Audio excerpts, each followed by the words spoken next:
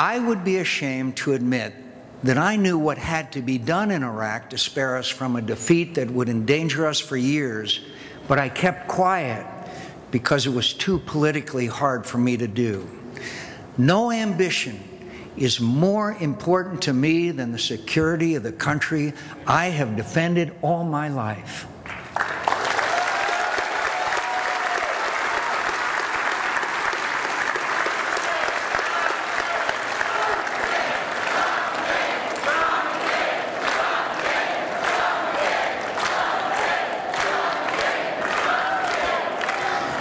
Senator Obama opposed the new strategy, and after promising not to, voted to deny funds to the soldiers who have done a brilliant and brave job of carrying it out.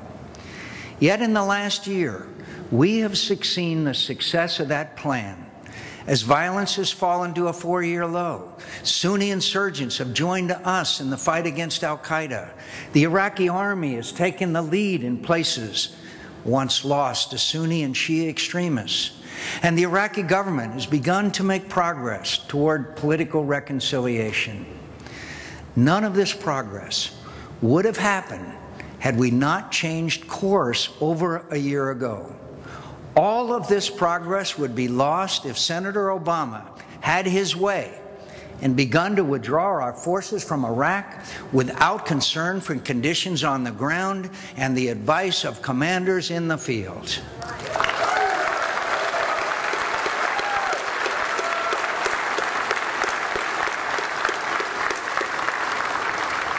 Americans ought to be concerned about the judgment of a presidential candidate who says he's ready to talk in person and without conditions with tyrants from Havana to Pyongyang,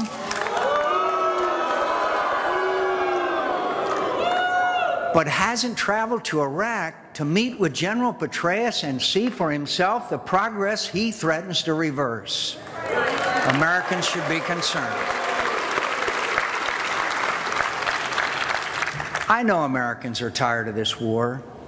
I don't oppose a reckless withdrawal from Iraq because I'm indifferent to the suffering war inflicts on too many American families. I hate war, and I know very personally how terrible its costs are. But I know, too, that the course Senator Obama advocates could draw us into a wider war with even greater sacrifices, put peace further out of reach, and Americans back in harm's way. I can't let that happen, my friends. We can't let that happen.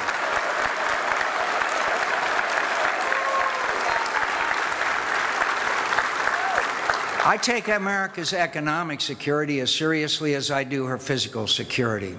For 8 years, the federal government has been on a spending spree that added trillions to the national debt. It spends more and more of your money on programs that have failed again and again to keep up with the changes confronting American families.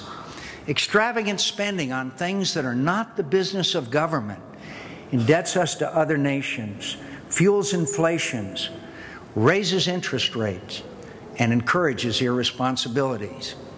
I have opposed wasteful spending by both parties and the Bush administration.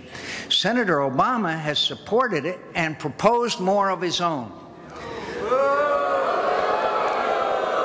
I want to freeze discretionary spending until we have completed top-to-bottom reviews of all federal programs to weed out failing ones. Senator Obama opposes that reform.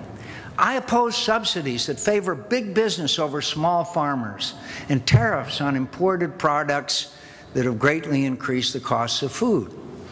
Senator Obama supports these billions of dollars in corporate subsidies and the tariffs that have led to rising grocery bills for American families. That's not change we can believe in. No problem is more urgent today than America's dependence on foreign oil. It threatens our security, our economy, and our environment.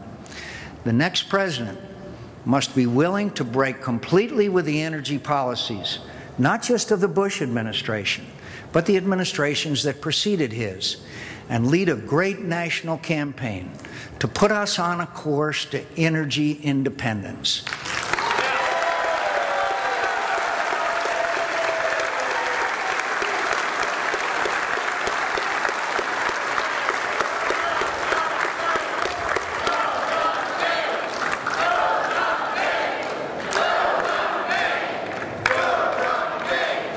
We must unleash the creativity and genius of Americans and encourage industries to pursue and produce alternative, non-polluting, renewable energy sources where demand will never exceed supply. Senator Obama voted for the same policies that created the problem. In fact, he voted for the energy bill promoted by the President and Vice President Cheney, which gave even more breaks to the oil industry. I opposed it because I know we won't achieve energy independence by repeating the mistakes of the last half century. That's not change we can believe in.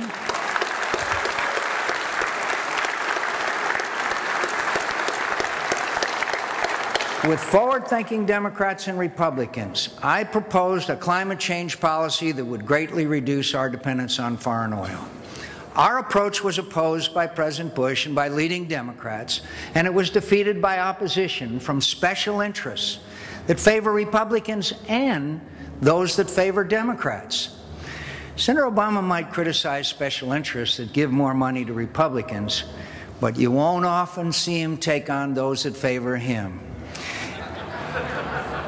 If America is going to achieve energy independence, we need a president with a record of putting the nation's interests before the special interests of either party.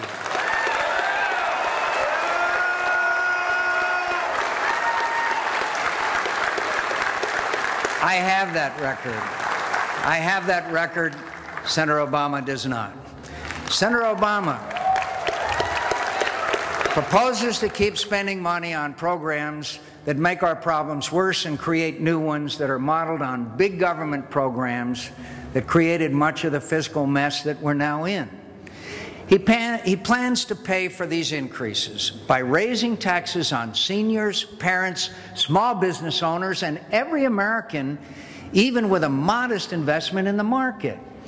He doesn't trust us to make decisions for ourselves and wants the government to make them for us. And that's not change we can believe in. Senator Obama thinks we can improve health care by driving Americans into a new system of government orders, regulations, and mandates. I believe we can make health care more available, affordable, and responsive to patients by breaking down inflationary practices, insurance regulations, and tax policies that were designed generations ago, and by giving families more choices over their care. His plan represents the old ways of government. Mine trusts in the common sense of the American people.